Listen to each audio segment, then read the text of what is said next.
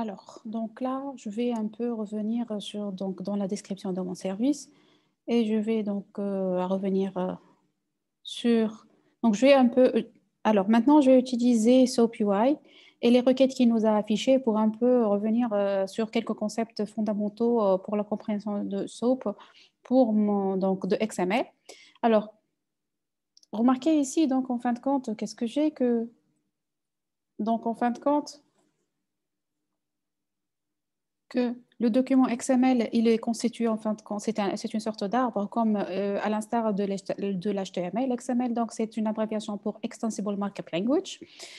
En fin de compte, le XML comme HTML, il en découle tous les deux d'un même standard qui s'appelle SGML. Donc, en fin de compte, la différence, c'est que HTML, c'est pour la structuration des données et plus tard l'affichage, alors que XML, c'est plus pour le stockage des données pour par la suite les échanger. Donc, en fin de compte, XML, dès le début, ça a été le standard pour stocker des données en vue de pouvoir les échanger entre deux environnements hétérogènes. Donc, quand je parle hétérogène, je parle de la couche données. Ça veut dire, par exemple, j'ai des données qui sont dans une base de données, euh, par exemple, Access, et en fin de compte, je veux migrer vers Oracle. Et bien, XML, il est le média d'échange utilisé donc pour exporter les données de l'Access vers Oracle ou bien pour importer les données. Donc, et ceci peut être fait via l'interface d'administration ou bien via des scripts prédéfinis que je peux lancer. Donc, ceci, juste une petite parenthèse concernant donc, la différence entre HTML et XML. Donc, HTML, c'est bien plus pour la structuration, alors que XML pour le stockage, pour l'échange plus tard de données. C'est ce qui explique qu'en fin de compte, lorsque je prends un document XML, donc que donc en fin de compte, lorsque j'ai un document XML, donc lorsque j'écris un document XML, il doit être bien formé. Donc mon document XML, il doit être donc bien formé. Et donc il y a deux conditions. Donc il faut qu'il soit bien formé. Et le deuxième point, c'est qu'il faut qu'il soit valide. Donc quand je parle d'un document XML qui est bien formé, c'est en fin de compte qu'il respecte les règles de la syntaxe de l'XML. Un document XML qui est valide, c'est un document XML qui respecte un schéma XSD ou bien une DTD. Donc, il est bien formé ou bien, donc en fin de compte, quand il est bien formé, il respecte la syntaxe. Et en un second lieu, il doit être valide, ça veut dire qu'il respecte un schéma ou bien donc un schéma XSD ou bien une DTD. Donc dans ce cours-là, je vais juste donc on va se focaliser sur les XSD vu qu'en fin de compte les WSDL elles décrivent les inputs et les outputs ainsi que les types des données que le service y manipule dans des XSD. Alors, donc, ceci en fin de compte pour euh, les règles. Donc, en fin de compte, pour les règles de conformité ou bien pour vérifier qu'un document XML il est bien formé, et ben, en fin de compte, j'ai besoin d'un validateur ou bien d'un parseur. Donc, on dit que c'est un parseur. Les parseurs XML, ils font partie des navigateurs, donc, ou bien la majorité des éditeurs. Il vous suffit donc d'écrire un document XML dans un éditeur de votre choix et par la suite de l'ouvrir dans un navigateur pour qu'il vous vérifie qu'il est bien formé. Mais pour vérifier qu'il est valide, vous avez besoin d'un éditeur tel que Eclipse ou bien tel que VSC, d'accord, pour qu'il vous vérifie qu'il est valide. Bien entendu, il faudrait relier le document XML à son schéma XSD. Alors, donc, quelles sont en fin de compte ces règles de validité? Alors, ces règles de validité, en fin de compte, la première chose à faire, c'est qu'un document XML, lorsque je l'écris, il ne faudrait pas que je laisse aucun espace ou bien aucun vide. Donc, le premier caractère à apparaître, c'est notre prologue.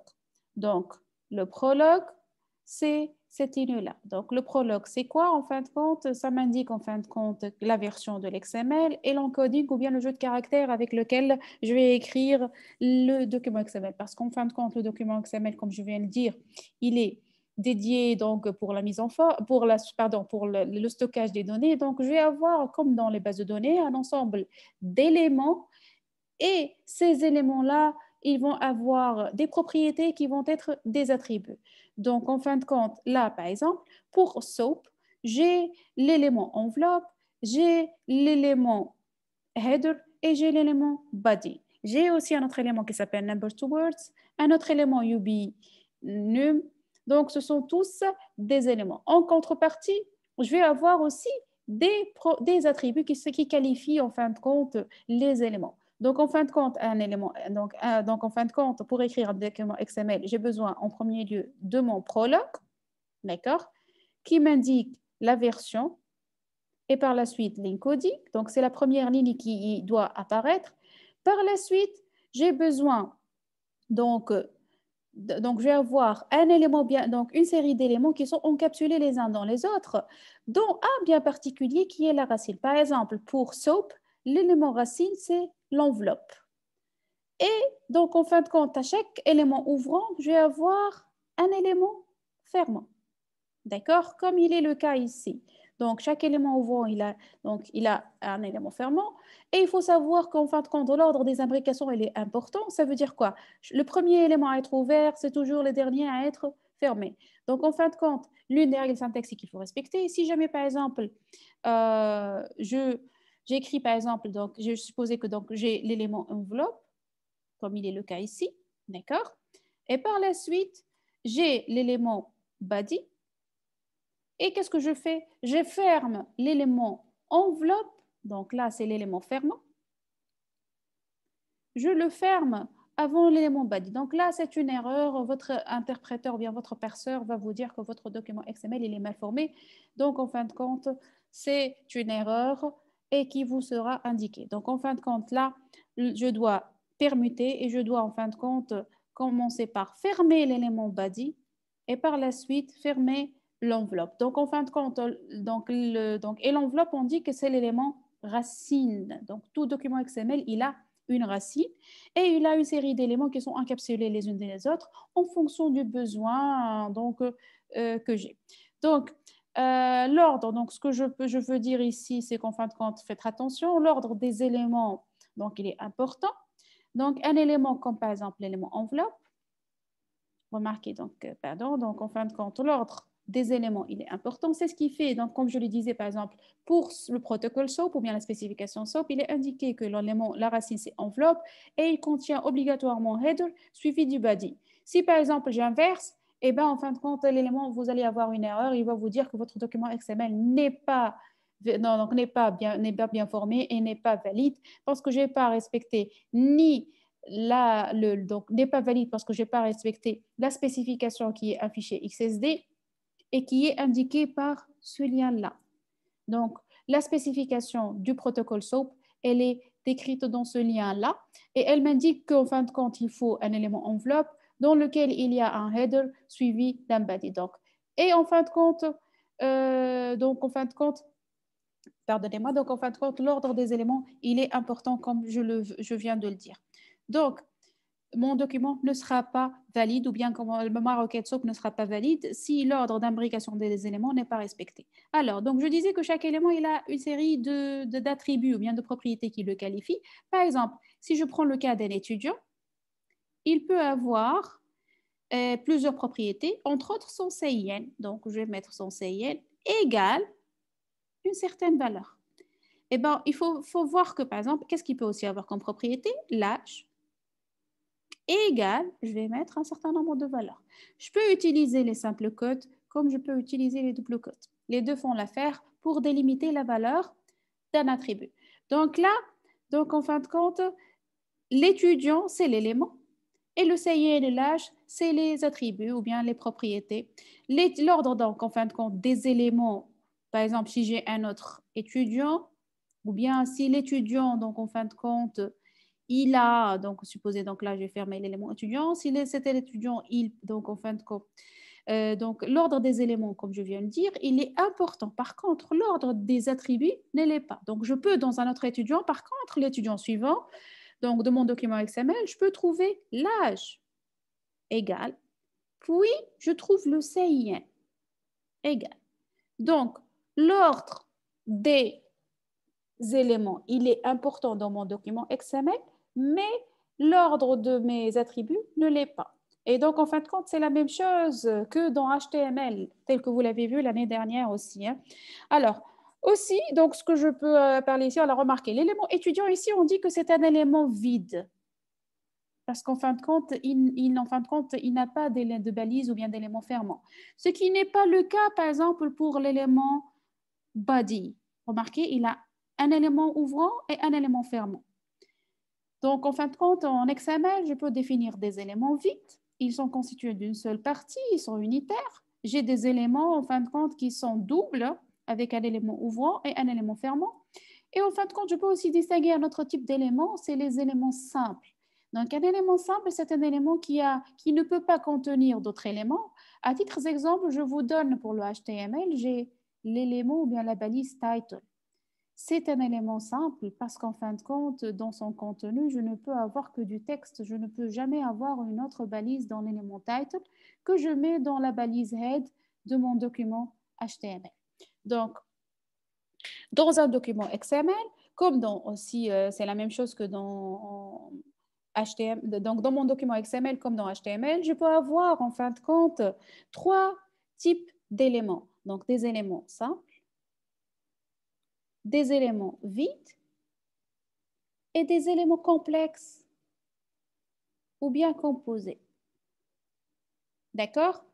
Donc, les éléments vides, c'est des éléments avec une balise unitaire, simple. Il a une balise ouvrante ou bien un élément ouvrant et un élément fermant, mais à l'intérieur, il ne peut contenir que du texte. Et l'élément complexe ou bien composé, il peut contenir au moins un autre sous-élément. Donc, c'est les trois types que je peux définir dans mon XML pour définir mes éléments. Et en fonction de la logique du métier que je suis en train de lui modéliser ces données, eh bien, je vais en choisir l'un ou l'autre. Donc, tout en sachant que lorsque je choisis qu'en fin de compte, une certaine information va être créée en tant qu'élément, eh bien, en fin de compte, c'est toujours l'homologue de la table dans un SGBD. Quant à l'attribut, qui est une propriété qualifiante d'un élément, en fin de compte, c'est un champ dans une table, dans un SGBD. Donc, les attributs, c'est les champs et les éléments, c'est la table en elle-même. Donc, on essaye un peu de voir par analogie. Alors, donc, c'est en gros, en fin de compte, alors, il faut faire attention, un point très important dans HTML, c'est qu'en fin de compte, c'est sensible à la casse. D'accord? Ça veut dire qu'en fin de compte, enveloppe ici, du moment que l'élément vent il est avec un E majuscule, donc automatiquement c'est un E majuscule, le body pareil, le header. Sinon, en fin de compte, vous allez avoir des règles qui vous indiquent que votre document il est mal formé parce que vous n'avez pas respecté les règles de la syntaxe qui indiquent que c'est en fin de compte, il faut respecter la casse. C'est aussi une règle très importante en XML.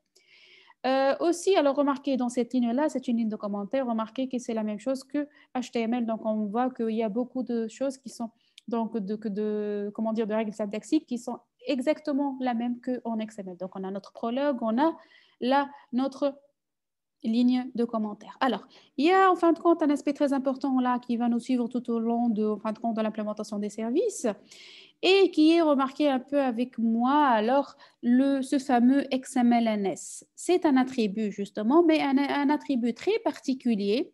Donc, il sert à quoi? Donc, XMLNS, c'est XML Name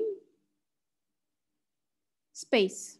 Alors, c'est quoi le namespace? Eh bien, le namespace, c'est un aspect très, très important en XML, dans le standard XML, tous les langages qui en découlent. Alors, là, ce que je suis en train de définir, ça s'appelle un espace de nom. Donc, c'est un espace de nom préfixé. Donc, XMLNS, donc, en fin de compte, c'est un attribut qui permet de définir un espace de nom. Alors, c'est quoi cette histoire d'espace de nom? Alors, remarquez, les documents XML, comme je viens de le dire, lorsque je les crée, ils sont destinés donc, à être échangés. Donc, du moment que je vais les échanger, c'est que la collision dans les noms, elle est très possible. Donc, la question ici qui se pose, alors remarquez, ici, en fin de compte, je suis en train de les définir pour appeler. Donc, remarquez, je suis en train de les utiliser pour définir, pardonnez-moi, alors, donc, clear, là, je vais effacer le tout. Alors, je suis en train de l'utiliser pour définir, pour appeler justement le schéma du document XML. Pourquoi? Eh bien, il se peut que quelqu'un d'autre, pareillement comme vous, il a défini une enveloppe. Donc, qu'est-ce qu'il a défini? Pardon. Alors, je vais tout effacer. Alors, qu'est-ce qu'il a défini? Alors, j'ai quelqu'un d'autre qui il a défini la même chose que vous. Un document, donc je vais juste ici de gagner un peu d'espace pour pouvoir expliquer. Alors, donc j'ai donc une autre personne qui a défini un document XML, tout comme vous, d'accord? Et elle a utilisé justement enveloppe. Mais pour elle, l'enveloppe, eh ben, elle va donc elle va parler dans cette enveloppe. C'est une enveloppe pour un cadeau. D'accord? Ça n'a rien à voir de votre enveloppe SOAP. Si jamais ces deux documents, donc si on n'avait pas cette déclaration-là, remarquez avec moi, d'accord? On va considérer qu'on est dans ce cas-là. Eh bien, qu'est-ce qui se passe? Eh bien, en fin de compte, si je mets ces deux documents-là et je travaille en même temps donc dans un même système d'information, ben, qu'en fin de compte, le système ne va pas pouvoir différencier l'élément enveloppe qui est ici de l'élément enveloppe qui est ici. Et c'est vraiment problématique. Donc, en fin de compte, du moment que XML, donc les documents XML ne vont pas être stockés donc, dans votre machine, mais ils vont être échangés entre des systèmes d'information différents. Supposons que Monsieur X, qui a créé cette enveloppe SOAP, il va en même temps utiliser cette enveloppe cadeau en même temps. Donc, le problème, c'est que lorsqu'il va faire une recherche, on ne va pas pouvoir distinguer l'enveloppe qui fait partie, l'élément enveloppe qui fait partie de la requête SOAP de l'enveloppe qui fait partie du cadeau. Donc, c'est quoi le souci ici? C'est qu'en fin de compte, pour éviter le risque de collusion dans les noms, eh ben, qu'est-ce qu'ils ont fait? Eh ben, ils ont tout simplement, donc, qu'est-ce qu'ils ont fait? Eh ben, en fin de compte, ils ont créé cet espace de nom. Alors, l'espace de nom, il y en a deux types. Il y a le namespace, donc, il y a les espaces de nom, bien les namespaces préfixés, et le par défaut. Alors, donc, le par défaut, c'est quoi? Donc, en fin de compte, le par défaut, c'est un espace de nom que je définis une seule fois et qui va être appliqué à tout élément qui est dans cette racine. Alors, si je prends par exemple l'élément enveloppe ici et je veux éviter la collusion avec cet élément-là, donc qu'est-ce que je fais? Alors, je vais effacer donc le tout. Alors, qu'est-ce que je vais faire? Donc, c'est une première enveloppe. Et bon, je vais considérer une deuxième enveloppe à part ici. D'accord? On va considérer que ce sont deux documents XML différents. Donc, pour distinguer ces deux-là, je dois définir dans chacun d'entre eux son propre espace de nom. Donc, je vais venir au chacun de ces documents-là. Donc, je vais définir l'espace de nom. Pour celui-là, je vais mettre XML NS, XMLNS est égal, je vais lui attribuer une valeur. La valeur, eh ben, justement, du moment que ces documents vont être échangés via des intranets ou bien via l'Internet, ce qui est unique sur Internet, c'est justement les URL ou bien les URI. Donc, cette valeur, donc cet espace de nom, il va avoir comme valeur une URL. Je vais mettre par exemple HTTP, alors a.com pour celle-là. Et pour celui-là, je vais aussi lui définir un espace de nom avec XMLNS égale http://b.com. Alors, il me suffit de le définir dans l'élément racine pour que, justement, tout élément qui y se trouve à l'intérieur de cette enveloppe y appartienne. Ça veut dire, si j'ai un élément cadeau ici, et justement, là aussi, dans cette enveloppe, cette personne va aussi définir l'élément cadeau. Eh bien, même si c'est le même élément, donc en fin de compte, il n'y a pas de problème parce qu'en fin de compte, cet espace, donc il va voir le parseur XML, il peut tout aussi bien distinguer ce cadeau-là de ce cadeau-là. Donc, cet élément cadeau, il se trouve dans l'élément enveloppe qui appartient à b.com. Alors que cet élément cadeau, il se trouve dans l'élément enveloppe qui appartient à a.com. Donc, en fin de compte, cet élément cadeau, son espace de nom, donc, c'est celui-là, alors que cet élément cadeau, c'est b.com. Donc, en fin de compte, il peut travailler conjointement avec ces deux documents sans avoir de problème. Donc, c'est l'espace de nom par défaut. Donc, l'espace de nom par défaut, il est défini dans l'élément racine. Il est hérité par tous les sous-éléments du même document XML. Donc, c'est l'espace de nom par défaut. Alors, donc son avantage, c'est qu'il est créé une seule fois et il est hérité par tout autre sous-élément. Bon, en fin de compte, remarquez que pour ces deux documents XML, j'en ai créé que des éléments. Alors, si j'ai par exemple des attributs, donc dans l'enveloppe ici, j'ai par exemple, alors je vais mettre comme, donc le numéro. Là aussi, eh ben, il a utilisé l'attribut numéro. Le problème, c'est qu'enfin, et j'ai un autre attribut, date égale pour celui-là. Alors, le souci, c'est quoi? En fin de compte, l'espace de nom par défaut n'est pas applicable à l'attribut. Si je veux chercher par exemple l'enveloppe numéro 10, eh bien, le problème donc égale à 10 ici. Et là aussi, c'est par exemple, il y a une collision, c'est aussi 10. Donc, lorsqu'il va faire une recherche, le problème, c'est qu'en fin de compte, il ne va pas pouvoir distinguer cette enveloppe qui est pour donc, le cadeau de la société A de l'enveloppe de la société B. Donc, ce sont pour lui deux éléments, donc c'est le même. Donc, il ne va pas pouvoir distinguer parce qu'en fin de compte, l'espace de nom, par défaut, n'est applicable que pour les éléments. Donc, du moment que j'ai des attributs, il me faut l'autre méthode qui est l'espace de nom préfixé. Alors, l'espace de nom préfixé, il ne s'applique que il s'applique pour les éléments, pour les attributs et que pour les éléments auxquels j'ai rajouté ce préfixe. Donc, si je vais le définir, je vais venir à ce niveau-là. Donc, par exemple, dans cet élément-là, je vais le définir. Je vais mettre XMLNS, deux points. Bah, je vais lui choisir un préfixe. Hein, je vais mettre W, par exemple, égal. Je vais mettre l'URL, donc httpa.com ici aussi, d'accord? Et donc là, je suis en train de le déclarer. Pour dire que, en fin de compte, cet attribut, il y appartient, il faut que je le mette comme préfixe. Donc, je vais venir ici et je vais mettre, donc, je vais mettre le préfixe. Donc, je vais mettre W, deux points avant l'attribut. Idem, si je veux, en fin de compte, que pour date, ça appartient, je vais mettre W, deux points en préfixe. Donc, en fin de compte, le préfixe de l'espace de nom, il fait partie intégrante de le nom de l'attribut. Et si je voulais aussi que l'enveloppe y appartienne, eh bien, je vais mettre aussi le W, deux points envelope, le W, deux points dans l'élément fermant aussi. Sinon, il va vous dire que l'enveloppe W, donc W enveloppe n'a pas été fermée si vous oubliez ce préfixe. Alors, donc, l'espace de nom, donc remarquez, là, en fin de compte, c'est deux types, donc comme je viens de dire, le par défaut ou bien le préfixé.